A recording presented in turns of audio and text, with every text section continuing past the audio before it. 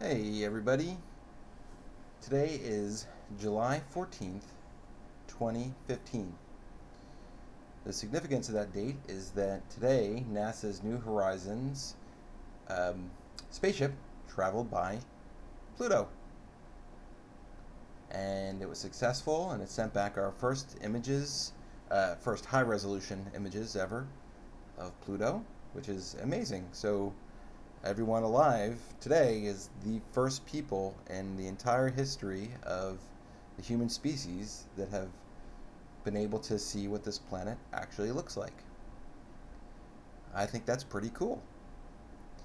One thing when I was younger that I didn't know was that all the pictures that I saw of Pluto were not real. They were artists' renderings of Pluto.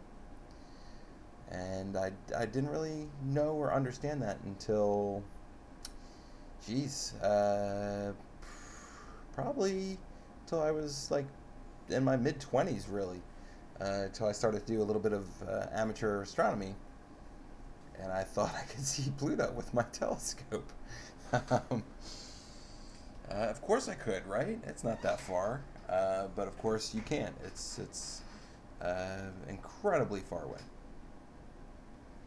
So with it going, the New Horizons going past Pluto, it was making me think of an old DOS program that I had, which was Orbit's Voyage through the Solar System. This is a program that I got probably, so it says 1989, 1991, version 2.1. I think I got this in 1991 because that's when I got my IBM 386. I, of course, remember the specs of my 386 exactly, which was a 16 megahertz SX chip and 2 megs of RAM and a 120 megabyte Maxter internal hard drive, which actually that was a really expansive hard drive at the time. And it had VGA graphics, high resolution VGA graphics, 640 by 480. And I loved space and astronomy, and my parents got me this program as one of my first applications for that computer. And boy, it was beautiful to look at. So the graphics on here might look a little bit primitive now, of course, but back then, just seeing images that you could tell exactly what they were with some detail was amazing. And I really enjoyed using this program. So I wanted to, in honor of New Horizons going by Pluto, sort of resurrect Orbit's Voyage through the solar system and kind of run through the program with you guys and show you some of the features that it had. I unfortunately am not educated enough to really know any scientific data that might have changed in this other than Pluto being a dwarf planet and not an actual planet. So in this program, it's of course listed as a planet, and as we know, Pluto is a dwarf planet. So let's go ahead into the main menu and take a look.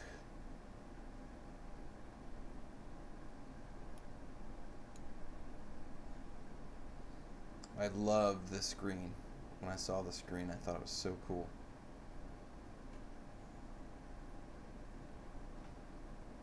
Alright, so we have a main menu here up at the top, and it gives us main menus for the sun, the earth, and the moon, and then a breakout for all the other planets, and then some general information. So, and we were just in program info. So we'll take a look at all these. So let's start off with taking a look at the sun. And here we go at some general info. And then they give you lots and lots and lots of information here. So click on General. Alright. The Sun. Our Sun is a star, just one of over 100 billion stars located in the Milky Way galaxy. Located close to the Sagittarius Carina spiral arm in what is called the Orion Spur. The Sun takes 200 million years to complete one orbit of the galaxy. Producing its energy through nuclear fusion, the Sun is a yellow-orange star of spectral type G2V.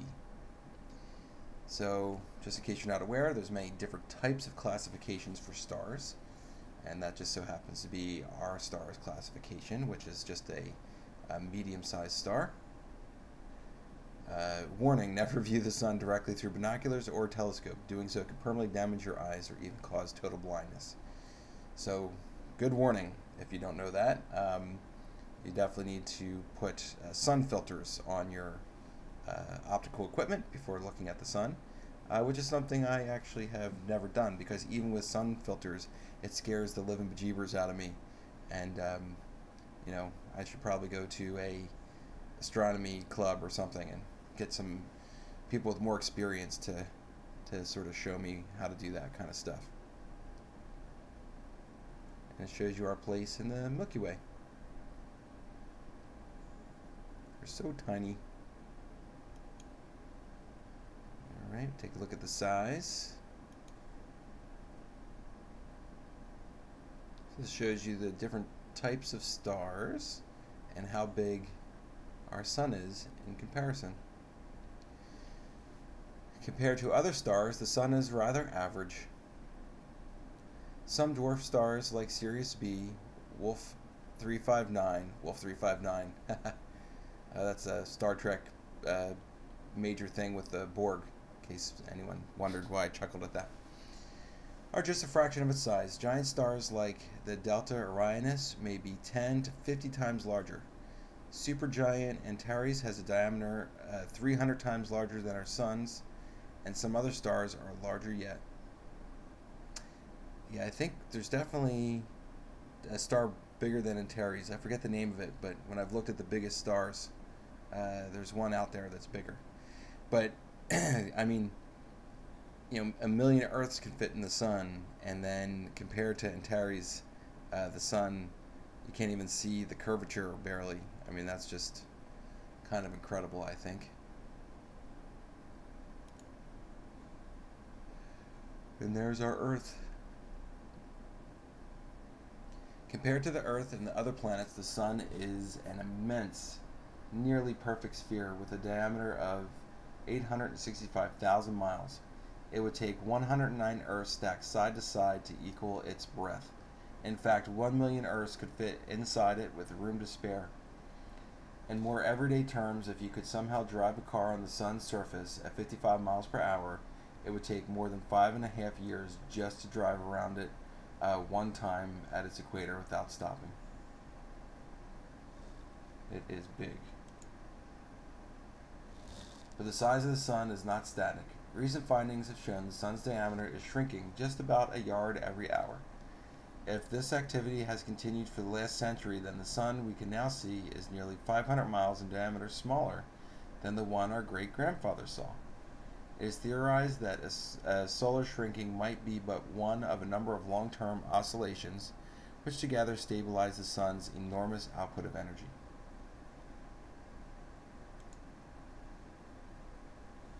Pulse.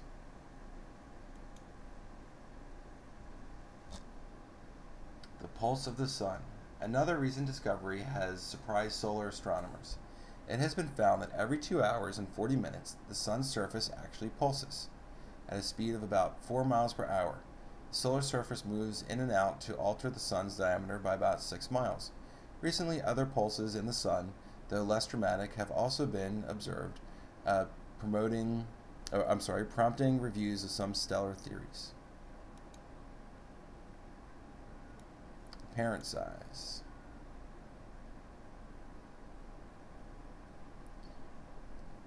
Woo! Check it out from Pluto. It's just a little tiny dot. It's amazing.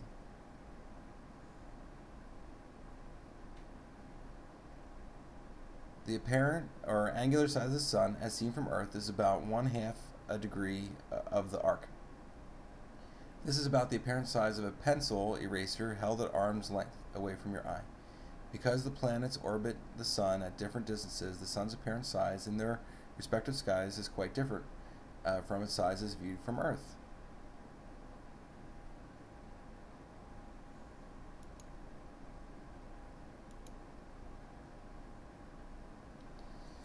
The sun's mass and density. So massive is the sun that it contains 99.86% of all matter in the solar system, and it possesses a mass equal to that of 332,950 Earths. Due to its size and mass, a vast range of densities are found in the sun.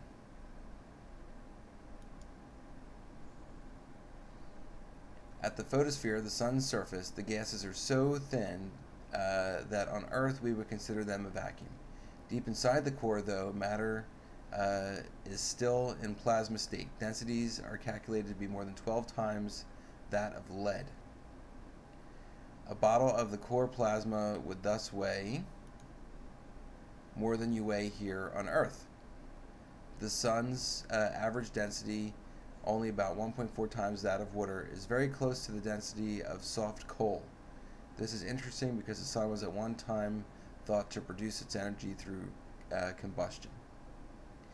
So the sun's much more dense on the inside, the core, than it is on the outside, which is why you could fit 1,000,000 Earths in the sun, but the sun only has the mass of 333,000, we'll say, Earths.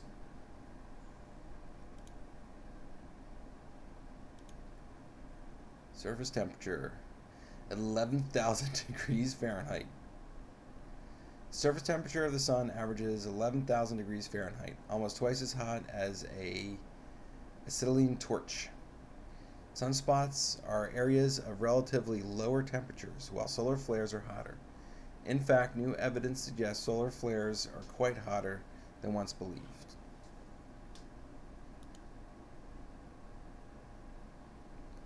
And there's a nice comparison thing here where you can pick different planets. So let's pick Jupiter here.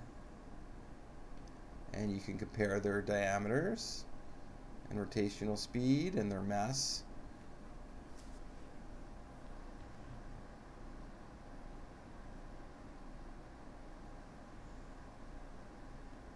It's kind of nice to do that. Wouldn't all the planets be moons for the sun, if you think about it? Zoom in 7x. I never tried that. See what that does. Oh, it just zooms in the picture. It's cool. Alright. Let's go back to the menu. Solar Shuffle is just basically a puzzle. So it mixes it up. Oops. Oh. General info.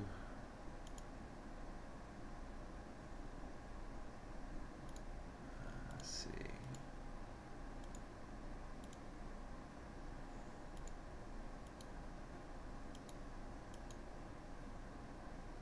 Mixes something up here. Anyway, so you get the idea. I'm not going to do the whole puzzle. This would take me about an hour, probably. Although I do remember doing this puzzle when I was a kid. And that's it for the sun. For general information. So let's take a look at the structure of the sun. It's a pretty cool graphic.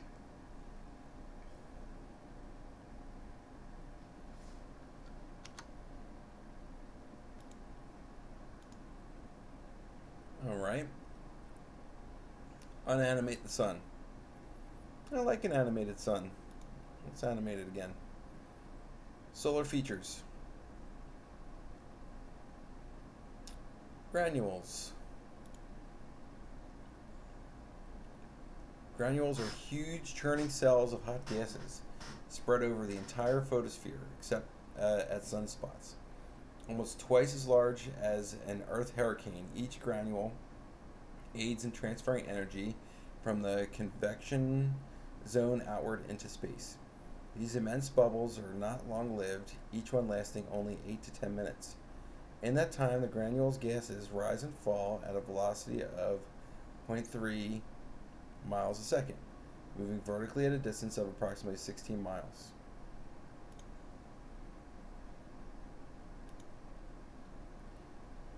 spicules, I guess. At the upper chromosphere, immense fingers of gas rise and fall, reaching into the corona. These spicules may last as long as 10 minutes, attaining a vertical speed of up to 12 miles a second, nearly 2 times the escape velocity of the Earth, jetting upward to as high as 10,000 miles. Spicules do not erupt randomly. Rather, they array themselves into networks, huge supergranulated cells with gases rising in the center and descending at their outer boundaries. Sunspots. Offering evidence of solar rotation, sunspots were first observed prior to 300 BC. Aptly named, they are relatively cool and dark markings on the sun's surface, which exhibit distinct cycles. At 8,000 degrees Fahrenheit, these saucer-shaped photospheric disturbances still shine brighter and hotter than an acetylene torch. Hotter sloping penumbras surround the darker centers, umbras. Sunspots are areas of intense magnetic fields, often forming in groups. Some of the groups are magnetically bipolar, exhibiting roughly equal areas of north and south. The number of sunspots varies over an 11-year cycle, with the latest sunspot maximum occurring late in 1991. Because the polarity of sunspot groups reverses itself every 11 years, many solar astronomers refer to a 22-year solar cycle as well as an 11-year sunspot cycle. The sun's differential rotation is believed to contribute greatly to sunspot formation. The most accepted theory of sunspot formation involves the sun's magnetic fields. As the solar cycle starts, here number 1, magnetic lines of force run from the sun's north pole to its south pole.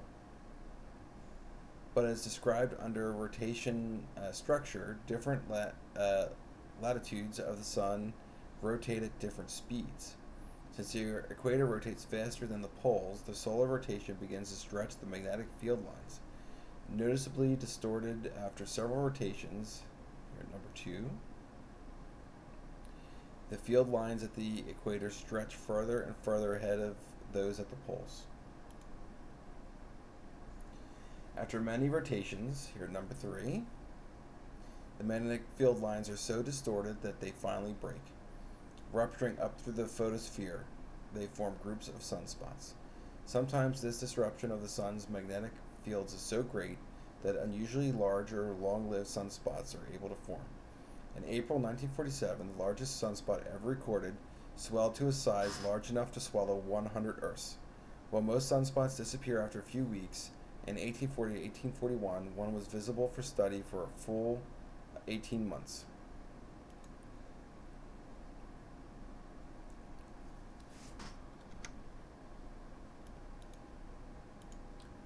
Alright, let's take a look at prominences.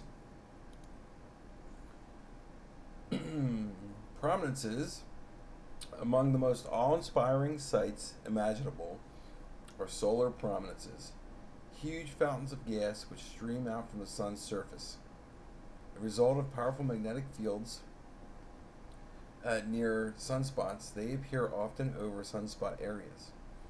Due to the complexity of surrounding magnetic fields, solar prominences may develop as columns, arches, or even complete loops.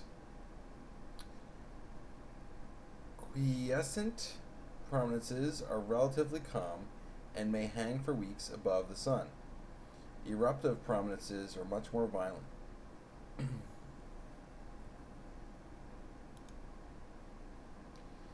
Eruptive prominences may jet from the sun at over 1 million miles per hour before dying out hours later. The largest one ever recorded erupted on June 4th, 1946. In only half an hour, it had stretched into space more than 250,000 miles.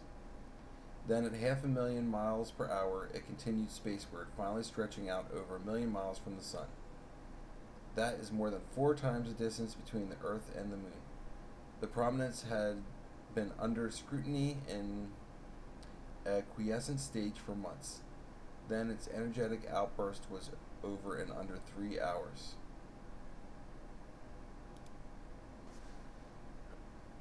Solar flares. Excuse me. Solar flares can be observed as fantastic flashes of light on the sun's surface, lasting from a few minutes to several hours. Like prominences, they are associated with sunspot activity and very strong magnetic fields. 10 times more brilliant than normal solar surface, a flare can release energies equal to over 1 billion hydrogen bombs. Moreover, they hurl vast amounts of nuclear particles into space at speeds far in excess of those found in the solar wind. These particles generate a ray over the Earth's polar regions. During a particularly strong flare, radio and other electrical transmissions can be disrupted. The flare of August 2nd to 7th, 1972 caused circuit breakers to trip, a 230,000 volt transformer to explode, and damaged long-distance phone filters. This flare was so powerful that if astronauts had been in space at the time, the radiation would have killed them. It is fortunate that flares so strong occur only very rarely. Boy, I didn't know. I would think that there was enough shielding in the ships to protect the astronauts from even one that big, because I guess they would never know when it's coming. I wonder if they would have time to evacuate the International Space Station.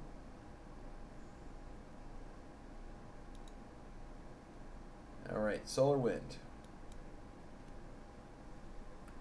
The solar wind. Beyond the sun's atmospheres, a constant gale of atomic particles blows, gusting 2 million miles per hour. It is a solar wind, ever spiraling outward in the sun's magnetic field until it passes Earth's orbit. Beyond this, it experiences little interference from the sun in producing the solar wind. From the sun. In producing the solar wind, the sun ejects an astounding 3,000 tons of mass into space each hour. Only lately have its effects begun to be appreciated. So I think it was a Voyager 1 or 2 has left our solar system, and I think the indicator for leaving our solar system was that the solar wind is no longer going outward. And then that is considered interstellar space, I believe. I hope I'm not making stuff up, but I think that's the way it works.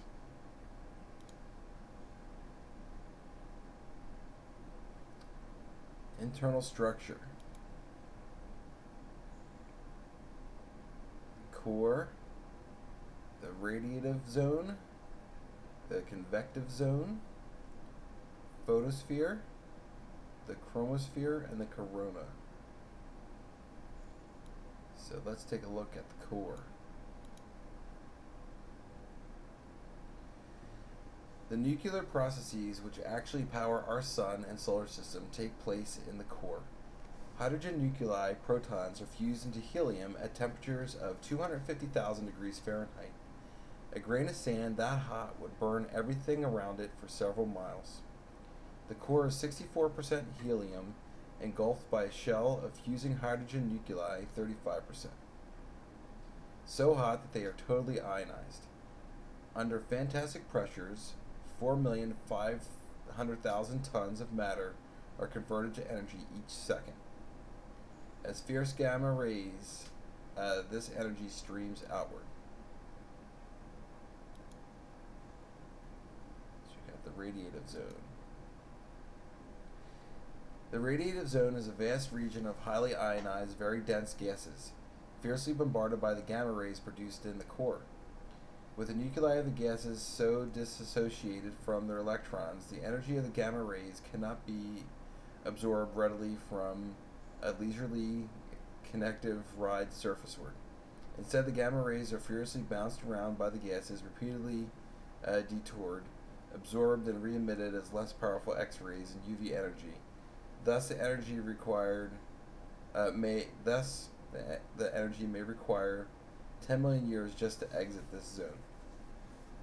So I read that once before, that the light emitting the sun actually originated inside like 10 million years ago or something crazy like that, which is really kind of interesting to think about. each photon that's coming out of there or something like that. Connective zone. At the connective zone, the gases of the sun are cool enough and a large enough temperature gradient exists for convection to occur. Gases are less ionized and therefore more able to absorb the photons emerging from the radiative zone. In huge, violent convective loops, the gases transport energy to the photosphere, the sun's visible surface. Losing energy at the photosphere, the now relatively cooler gases begin the long fall back to the lower connective zone to begin the process once again. Alright, check out the photosphere. The photosphere, possibly only 100 miles deep, forms the sun's gaseous, nearly opaque surface, emitting almost all the energy that bathes the planets. The photosphere's 11,000 degree Fahrenheit surface is modeled by vast firestorms the size of hurricanes. These churning granules receive energy from the convective zone and then radiate it at visible light and heat. The photosphere, like all parts of the sun, but the core, consists of 75% hydrogen, 24% helium, and only 1% of all the other elements found in the universe. Alright, let's check out the chromosphere. The chromosphere is a semi-transparent layer of gases, barely visible except through special filters, or during a solar eclipse. Relatively thin at between 6,000 and 10,000 miles thick. The chromosphere is the realm of Herculean fireworks displays in the form of solar prominences and solar flares. Though its gases are so tenuous, here we would consider them a total vacuum, this zone nonetheless exhibits very definite structure. Long fingers of gases called, so here it goes again, spicules reach spaceward in intricate webs. Here's the corona. The corona is the outer atmosphere of the sun. It is even closer to a vacuum than the chromosphere. 100,000 times dimmer than the photosphere, the corona is not truly spherical. Instead, it undulates and changes shape with streams of gas stretching for as far as 10 solar radii. Its dim gases, only visible with the aid of a coronagraph or during solar eclipses, tend to align themselves along the lines of the sun's magnetic fields. Thus, strong solar winds often escape through coronal holes.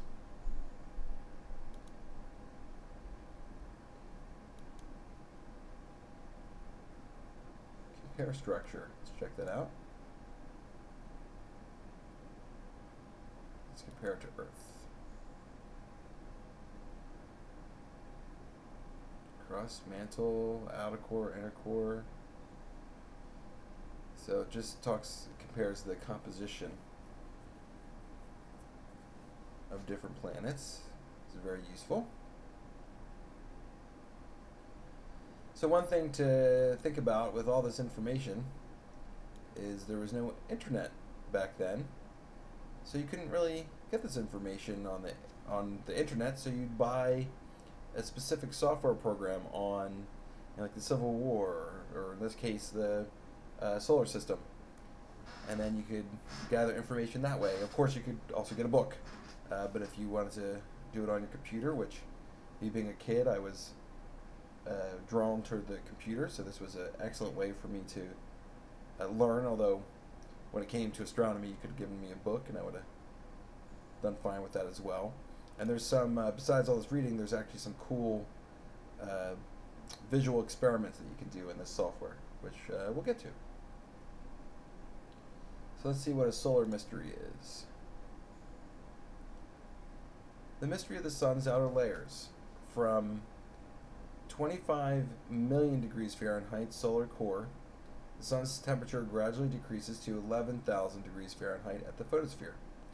According to the second law of thermodynamics, that heat cannot be conducted from the cooler to warmer. The sun's temperature should continue to decrease beyond the photosphere, but the sun's outer layers, a mystery occurs.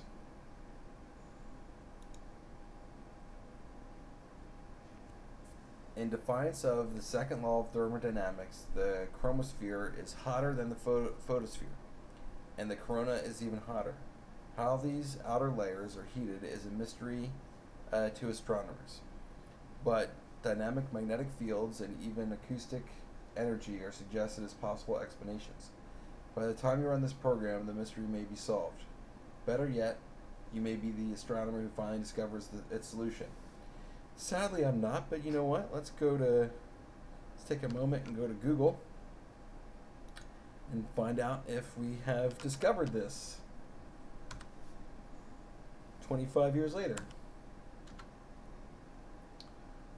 Why is the sun's corona hotter than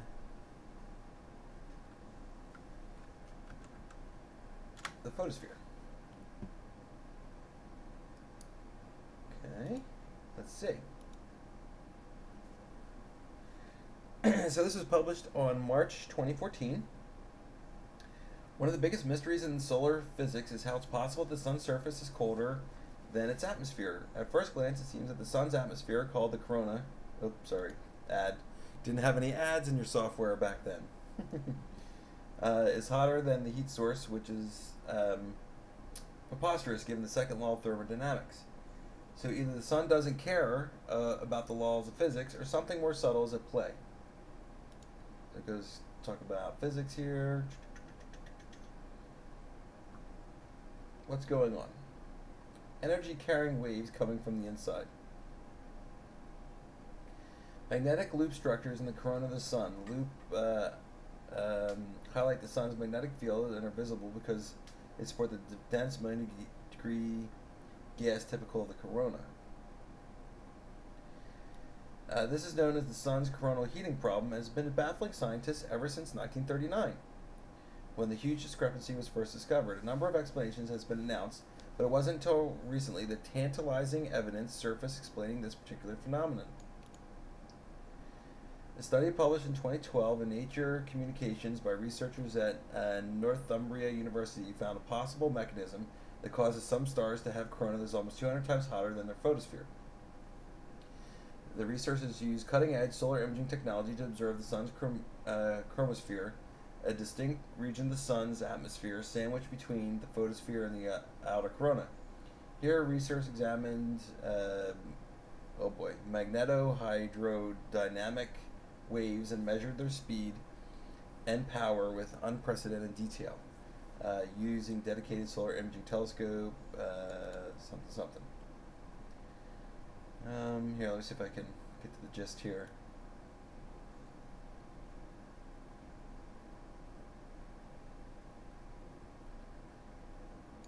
So basically they're saying, let me come back to the program here, that when you have these coronal mass ejections, or whatever they're called, and now I have to go back, because it wasn't a coronal mass ejection. So let's go back here. Let's go to solar features.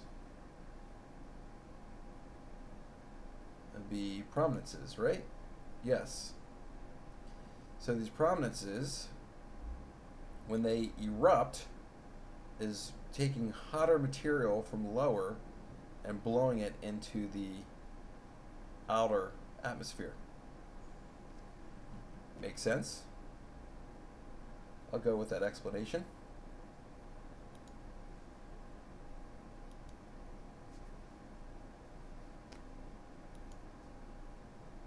Sounds good to me, until someone else proves it wrong, right? How the sun's structure affects its rotation. With its equator inclined to the ecliptic about 7 degrees, the sun rotates on its axis, as do all other major bodies of the solar system. But as we have seen, the sun is a raging sphere of incredibly heated gases, so hot that no solids can exist on it. Being gaseous, different parts of the sun are free to rotate at different speeds. And they do. The equatorial regions of the sun rotate about once every 25 days at a speed of 4,500 miles per hour. The polar regions, however, rotate at a slower rate of only once every 34 days. This rotational difference produces a kind of atmospheric slippage or shear, which is thought to contribute to the formation of sunspots.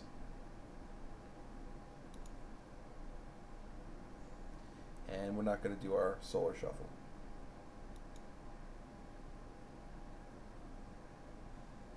All right, nuclear cycle.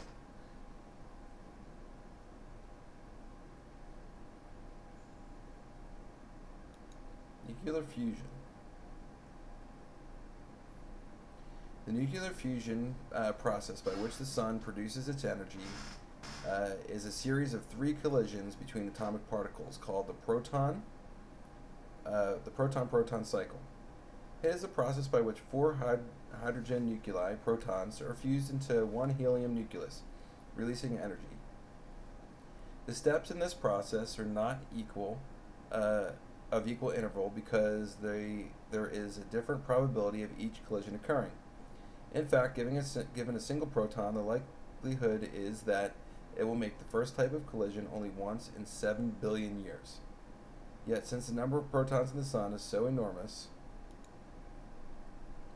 the fusion process continues constantly and steadily.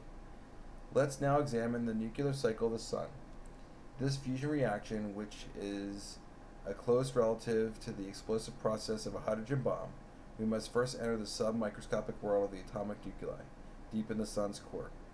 Here, temperature is measured in millions of degrees, so hot that atoms of hydrogen and helium have been stripped of their orbiting electrons and wander through the core totally untended. Watch closely. Nuclear events occur very quickly. All right, diagram. Proton-proton cycle.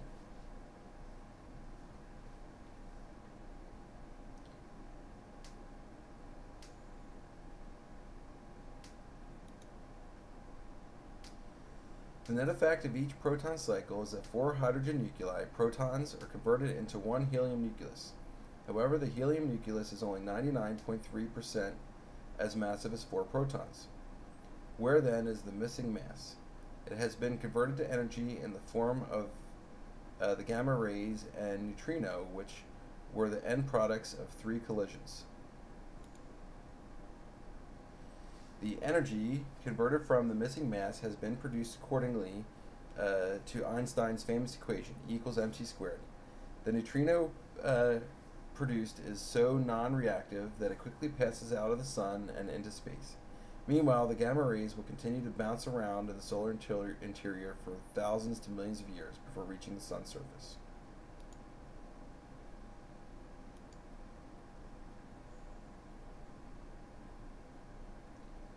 Collision 1. The proton cycle begins once in 7 billion years. A given proton, red, will collide with another proton with the proper energy to bind to it. But the two-proton nucleus is unstable and immediately decays into a deuterium nucleus consisting of one proton red and one neutron white. The decay releases a neutrino, small white, which speeds off at nearly the speed of light, and a positron, small red. The positron moves off and eventually strikes a free electron, small yellow, at which instant both are annihilated in a burst of gamma ray energy, wavy lines.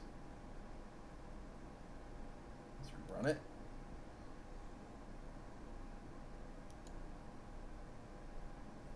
Collision 2.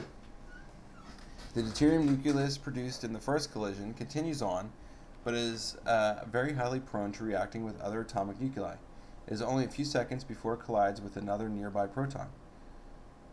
A high-energy gamma ray is released, and a new element is born in the collision. A rare kind of helium called helium-3, weighing only 3/4 as much as ordinary helium. The new element consists of two protons and only one neutron. Collision 3. The third and last collision of the proton-proton cycle occurs about 400,000 years later. At that time, the helium-3 nucleus collides with another helium-3 nucleus which has been built up in exactly the same way. The net result of the collision is two free protons and an ordinary helium-4 nucleus consisting of two protons and two neutrons. The two free protons move off, now at liberty to strike other protons and begin the entire cycle again. Okay, back to the menu. And I guess those collisions are what is producing the energy. Show cycle.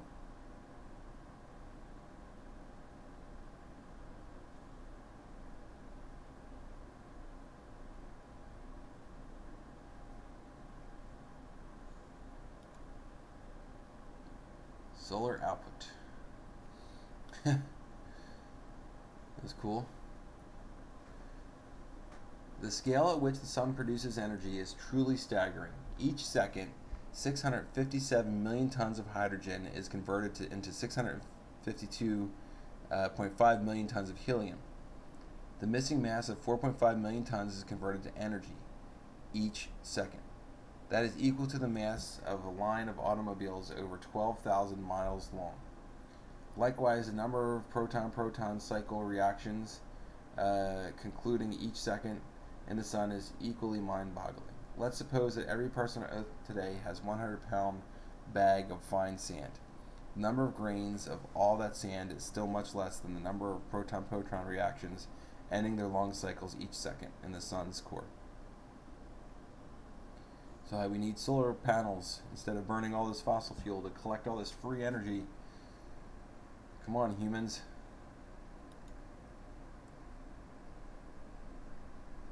So how much energy does the sun produce? In everyday terms, each second it produces 13 million times more energy than the annual consumption of electricity in the United States. This is a staggering continuous solar radiative output of 383 billion megawatts of energy. Now, if that doesn't sell you on solar power, I don't know what would. Safety valve. So the sun doesn't explode. What is it that keeps this immense flood of energy contained in such orderly solar furnace? I was going to say gravity. Gravity and heat work together as a safety valve. If more reactions occur in the solar core, then more heat is produced and the sun begins to expand. With more space between nuclear particles, the reactions start to slow down. When they slow down enough for the temperature to drop, gravity draws the sun back down. When the particles are closer again, the number of reactions rises once again. In such an orderly fashion, scientists believe this safety valve will keep the sun shining steadily for billions of years. That's nice. I like that versus getting blown up. Alright, that was in the nuclear cycle, right? Did we hit everything? Yeah, I think we hit all the topics. Alright. So last item under the sun. Life cycle. I think I really like this one. So it shows the sun getting huge into a red giant. Alright, life cycle diagram. So basically, it's first a cloud of gas collapses into a globule, and then more into a protostar, and then into a sun, which is stable for 10 billion years, and then it starts to expand into a red giant, and then it collapses into a white dwarf, and then cools down to a black dwarf. And I guess our sun isn't powerful, big enough to, go supernova, right? All right, continue. The above illustrates the major stages of the sun's life cycle. However, due to the vast sizes of the various bodies, it would be impossible to show all of them to scale. For example, let's take the sun, shown at 1/8 inch in diameter, as a reference. If the white dwarf were shown at the same scale, it would be about 1/900th inch in diameter, almost invisible to the naked eye. The red giant, shown in the same scale, will be almost 33 inches in diameter, the size of a beach ball. Going further, the protostar shown in the same scale as the Sun would be over 180 feet in diameter.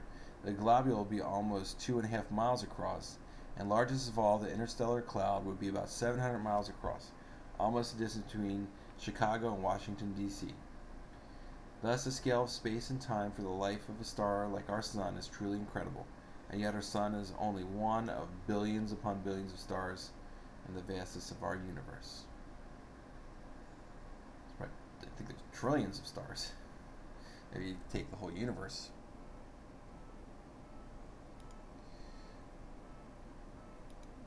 Cloud. The cloud. Over 5 billion years ago, the cloud which would beget our Sun existed in the dark silence of space, as it had for billions of years. The cloud was gigantic, over 300 trillion miles in diameter, so large that light required 50 years to travel across it once. The cloud was not very dense, containing only a few thousand atoms in each cubic inch of space. Air at sea level contains over 500 billion molecules in the same volume. Despite its low density, the cloud was massive, so massive that it possessed the bulk of numerous suns, and the cloud was cold.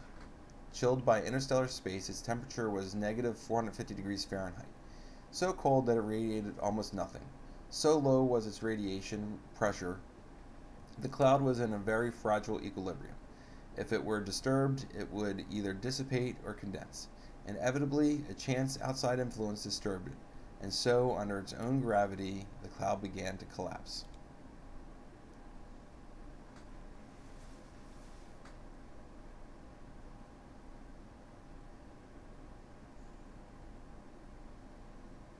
Thousands of years later, random concentrations of matter called globules formed in the immense collapsing cloud. Their temperatures had risen, but only to a still frigid negative 400 degrees Fahrenheit. Thus they radiated no visible light and were only apparent as very dark masses against a lighter backdrop of gas and stars. Our pre-sun globule was one of medium size. Still, it was the width of more than 100 solar systems. The globule continued collapsing, but in order to go on, we must first magnify our view.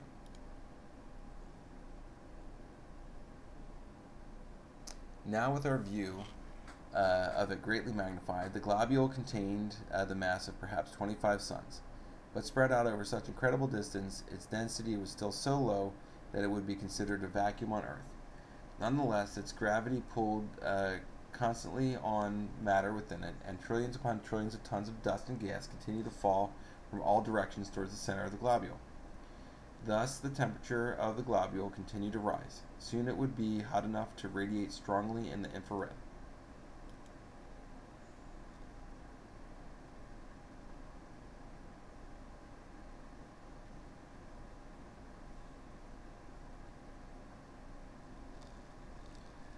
Within 100,000 years, the globule had contracted to a millionth of its original volume. Still, it was over twice the width of our solar system.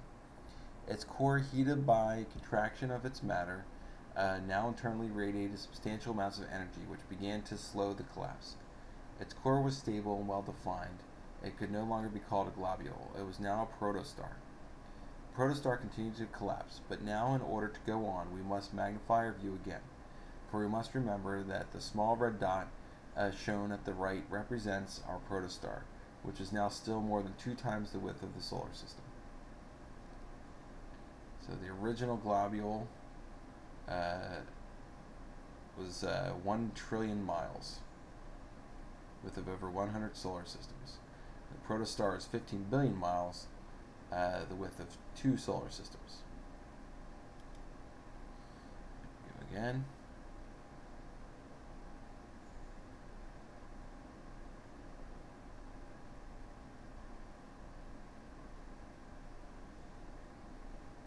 Now the protostar's evolution was advancing relatively rapidly. In only a few thousand years it had collapsed at just less than the diameter of the orbit of Mars. Its central temperature had risen over 100,000 degrees Fahrenheit, stripping atoms at the core of their electrons. With its 3,000 degree Fahrenheit surface so large, the protostar was now radiating much more light than would the Sun. But the red light its surface emitted was not produced by nuclear fusion, but only by gravitational contraction, and so it's not yet a star. For its stellar birth as our sun, it would first have to contract even farther, and so for a final time we must magnify our view of the collapsing protostar. So we went from 15 billion miles to 225 million miles.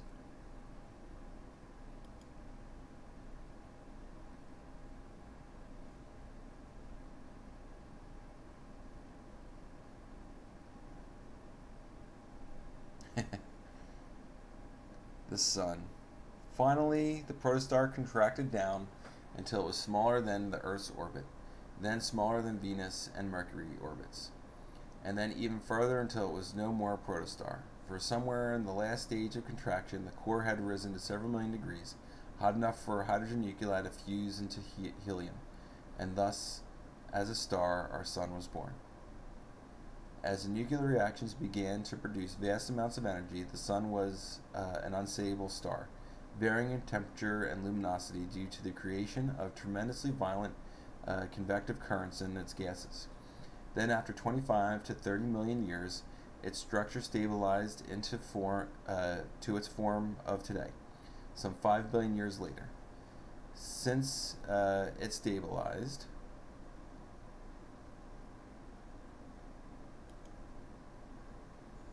the sun has grown slightly in both size and output, but these changes have been extremely gradual and will continue.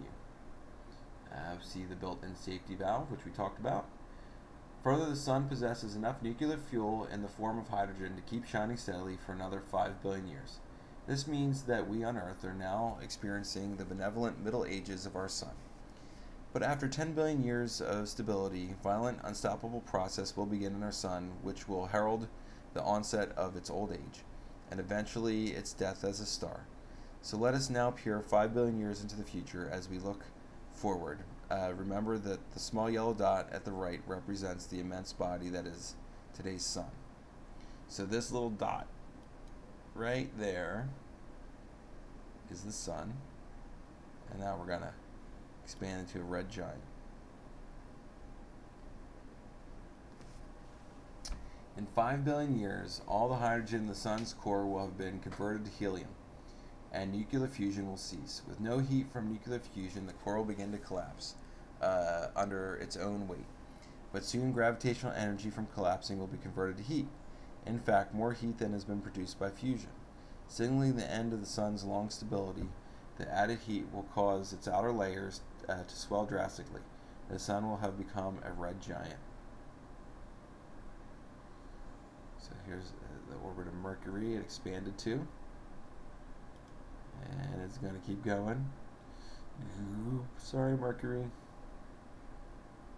For a few 100 million years, the expansion will continue, and the sun will engulf the planet Mercury. Though its surface will have become cooler, the sun will have become so large that it will produce 500 times more light than it did as a stable star. Venus and the Earth will be baked, and probably all life left on our planet will be destroyed. Meanwhile, in the sun's core, new nuclear process will begin to trigger more violent death throes for our star, as the core temperature rises to over 150 million degrees Fahrenheit.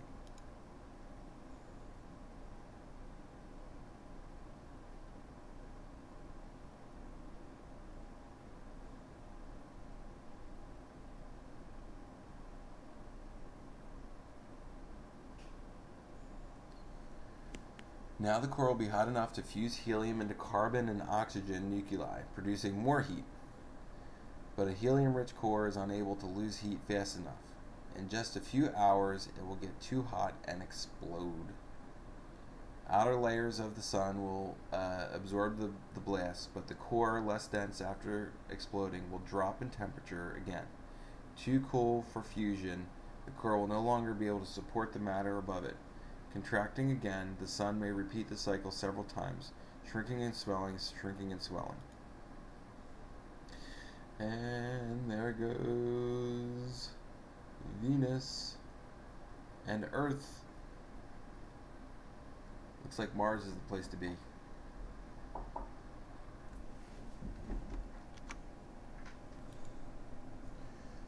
Finally, enough carbon will accumulate in the core to prevent the core explosions. Now with helium fusion continuing to add heat to the outer layers, the sun will expand a final time. So great will be the swelling that after about 30 million years it will swallow Venus and the Earth. Then the outer layers will keep expanding outward, finally fast enough to escape into space. With as much as half of the sun's mass torn from it, this will leave behind only the core. Still fusing helium, the core will shrink, now very close to its end. To the dwarfs.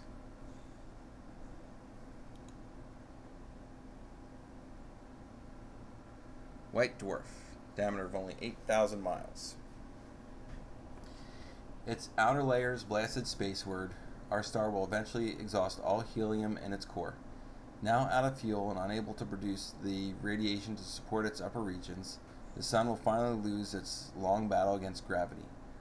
All remaining matter will collapse down onto a small body the size of the Earth.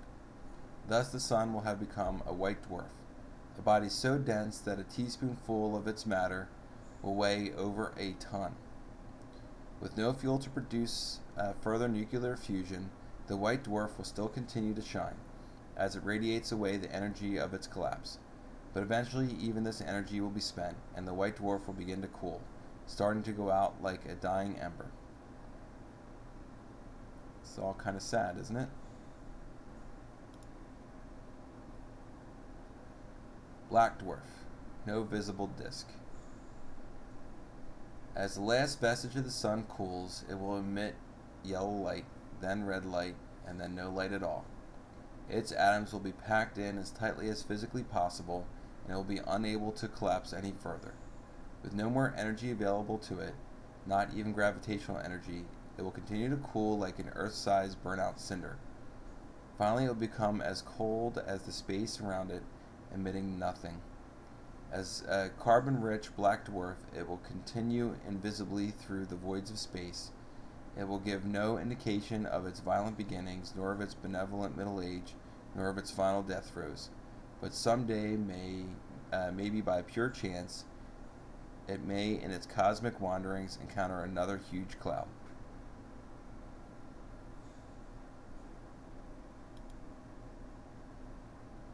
Pretty cool. Okay, so that's all the information on the sun. I think I'm going to end this video here, and maybe I'll do a video for each one of the topics. So I think this is all pretty interesting. It's a good look at an old DOS program, and it's really good educational information too. And you can go directly to the menus for information by clicking on planets, which is pretty cool. Alright, so check back for part 2, which will be the Earth, and I hope you enjoyed this video.